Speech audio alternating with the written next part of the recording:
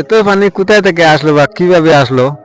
প্রিয় দর্শক, আপনারা দেখেন সিংলা নদীর জল একদম কমে গেছিল, আবার হঠাৎ করিয়া বিনা বৃষ্টিতে জলটা খান থেকে যেন আইছে, একদম পুরা ভরে গেছে সিংলা। এরা মোটামুটি যারা যাবাইতে খেত করলা, সবর খেত একদম মানে ফামসার হয়ে গেছে গিয়া।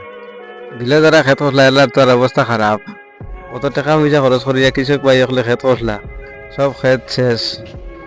একবার তো পানি রাখা মারিয়া গেছে, আবার পানি বাড়ি গেছে, আবার সব শেষ হয়ে গেছে, ধ্বংস।